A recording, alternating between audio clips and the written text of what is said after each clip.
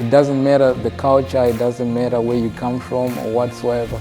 Sport can just bring you together.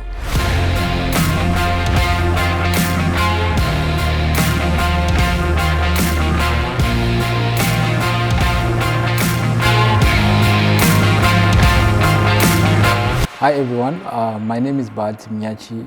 I'm a Congolese refugee currently living here in Italy, where I'm pursuing my master's degree in global management and politics at Luiss University in Rome. Today I would like to share my story with you.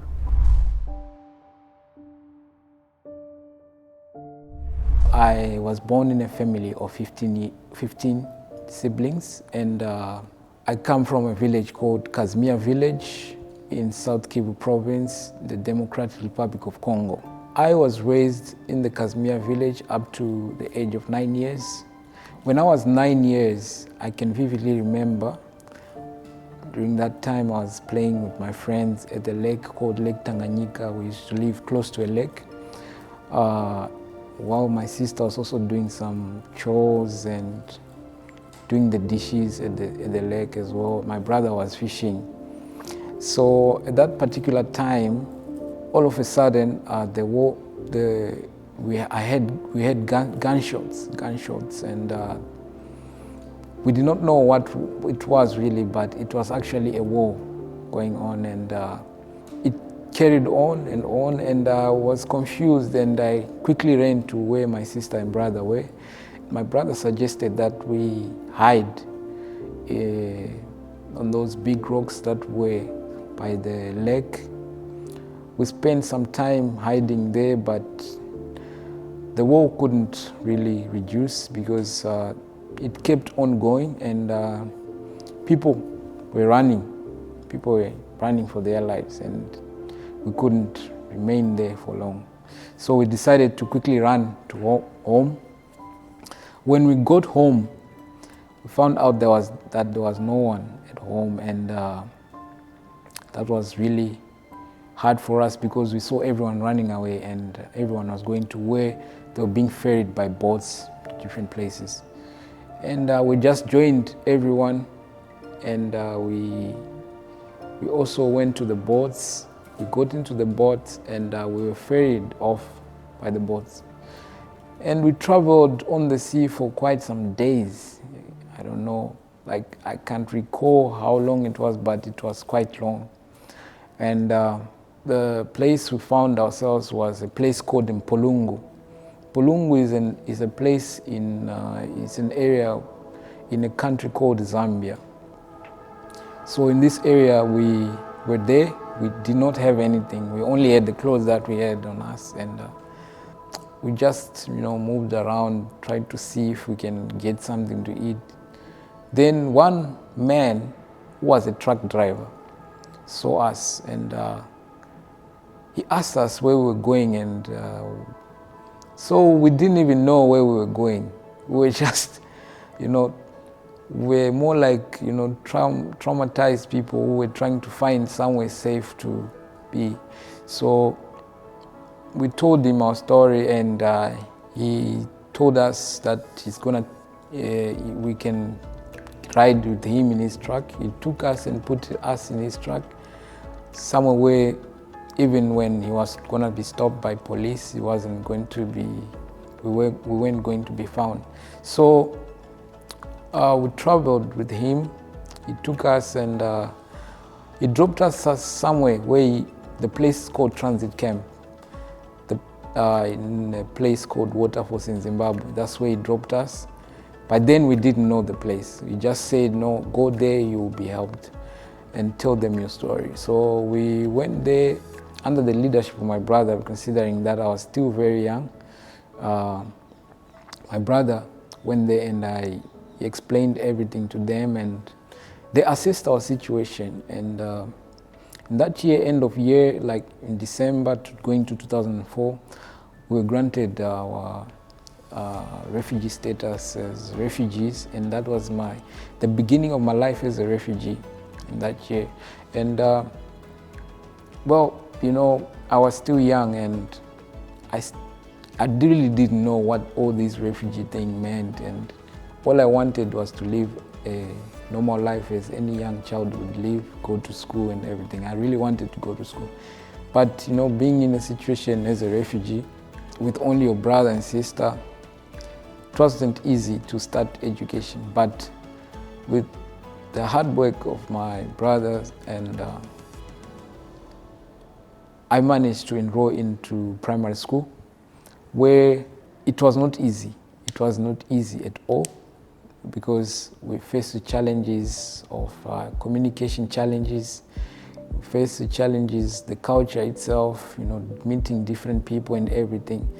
But because I was determined to achieve something, to actually change the status that we were in, even if I was young, but I could see what we were going through, it was not all that a desirable kind of life. So I really wanted a change. So I worked hard. I tried my best. In 6 months, I was now speaking the language, I was now understanding. And as I progressed, I also joined the athletics team. I could run track 100 meters. And my final year in primary school, I managed to be one of the best athletes, and I finished with good points as well.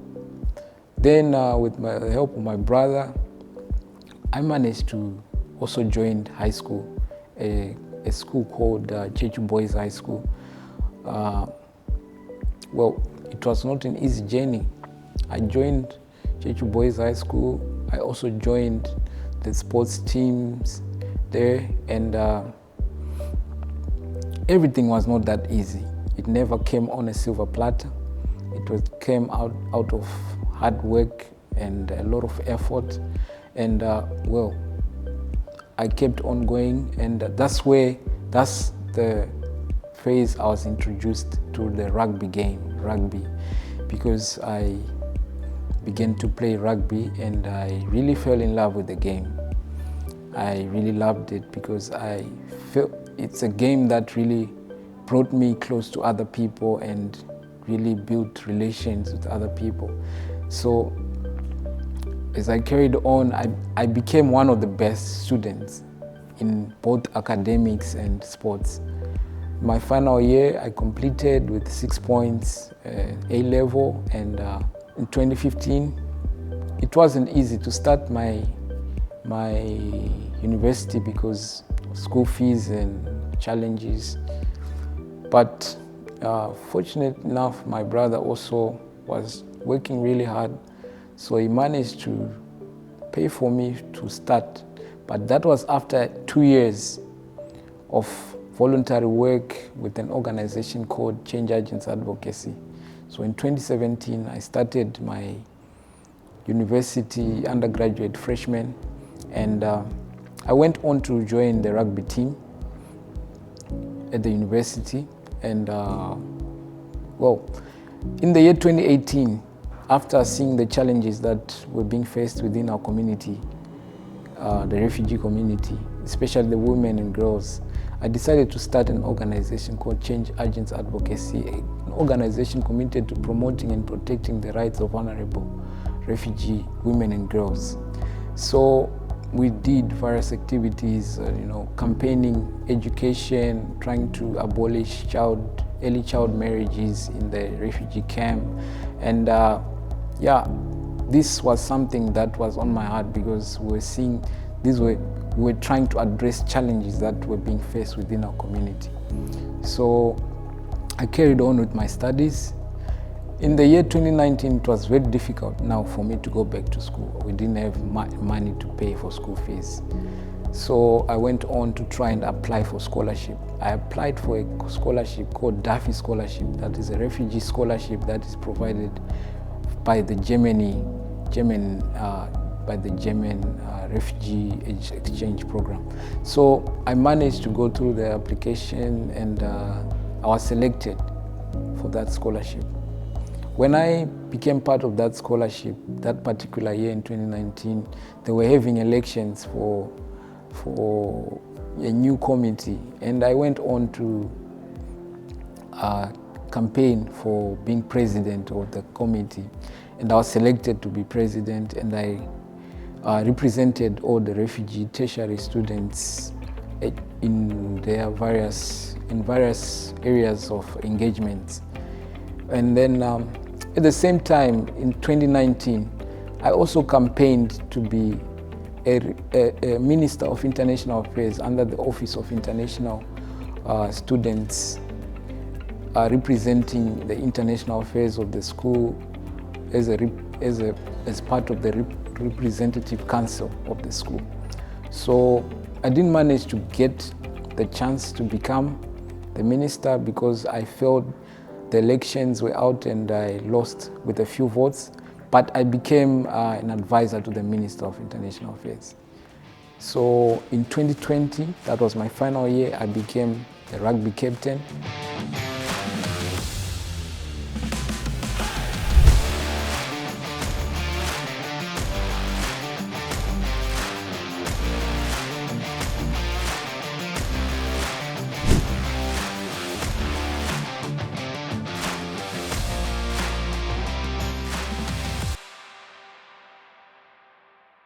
I also graduated with an honors degree in business management.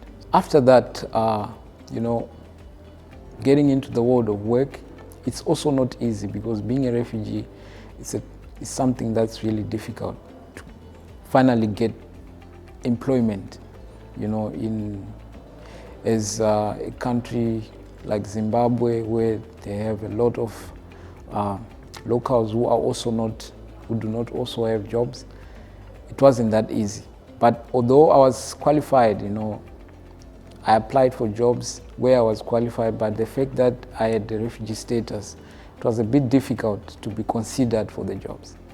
So I carried on to try and carry on with my work of advocacy and everything.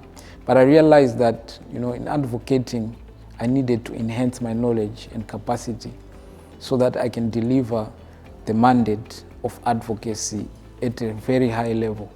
So I started getting engaging with UNHCR. I got training from UNHCR in leadership, advocacy, and public speaking in the year 2021. And this program actually uplifted me because it enhanced my engagements and it enhanced my relations with officials, even in different organizations. So I started getting invitation to speak on advocacy, on education, in different conferences. So at the same time, I was also looking for an opportunity to further my studies for a master's degree. While I was searching for these opportunities, I got various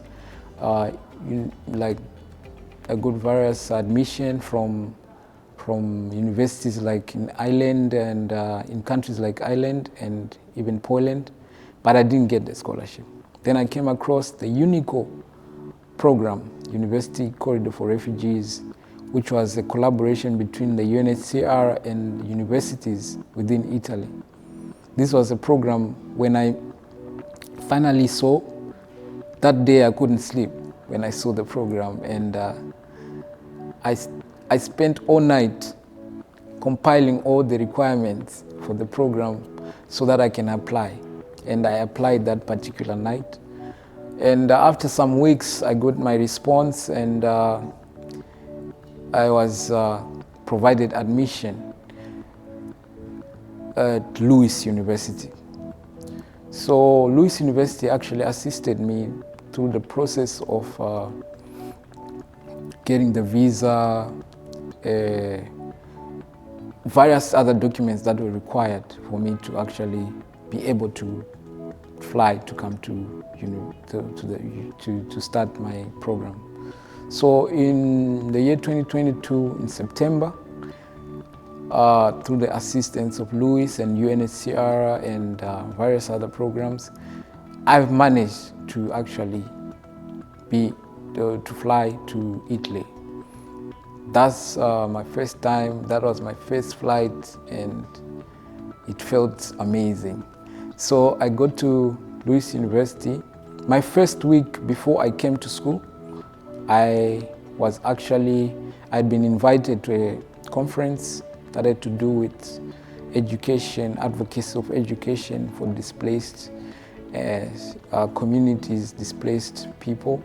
And that was also my chance for me to meet the Pope. I actually managed to meet the Pope, the sovereign persona of the Vatican City. It was really an amazing moment for me, and it meant a lot to me. At Luiss University, I also got there. I did not relax. I went on and I applied to join for the rugby team, and I also went on to apply for a program where they were requesting for students to become student ambassadors for the university. And fortunate enough, I was also selected to be part of one of the students, and currently I'm a student university ambassador for Luiss. And for rugby, I managed to join the rugby team. For me, sport like rugby is it's a game that really it means a lot to me, because I really loved the sport, and you know, through sports brings people together. Like, it is its own way of bringing people together that is different from any other things. It doesn't matter the culture, it doesn't matter where you come from or whatsoever. Sport can just bring you together. And sports has its own way of spreading love, not only like in a small group, even in the world. It really means a lot to me whenever I'm at a place. If I really want to understand the place and know people and build good relations, I always try to engage myself in sports so that I learn more things through that. So at Luiss, I am really grateful for the opportunity that I managed to get, because Luiss is a place where you can actually learn a lot, because the professors are great, the students themselves, they are very interactive. And even from the sport, I really I'm having a lot of fun, and I'm having a lot of fun playing and learning as well. And it's really something. There's a supportive environment here at Luiss, and everyone is willing to help and support you, to actually help to see you achieve your dreams, you know. So it's something great. Luiss University actually did quite a lot for me, and especially when it came to sport, you know, they supported. I got support because it wasn't easy to play at Luiss University, like to play sport in Italy, like to play rugby in Italy. You require a lot of procedures to be taken, a lot of paperwork to be done, and a lot of correspondence. But Luiss Sport Department, the coach and even the manager of the team took it upon themselves to make sure and make it possible for me to be able to play, which is something that's really meaningful for me, because through the sport I am also able to build a healthy mind for my studies, which is contributing towards my future career. You know, I would love to be someone who also be out there to represent the voice for the voiceless, to speak and to advocate for policies that are good for the good of humanity, policies that will change the lives of many other people in a positive way, in a positive manner. So my encouragement to anyone out there who is in a situation that is so despairing and that is so hopeless, never lose hope in whatever you think you can become. With time, you can actually achieve anything that you want to achieve. As long as you believe, you trust in the process, slow, one step at a time, you arrive. So I thank you so much. God bless.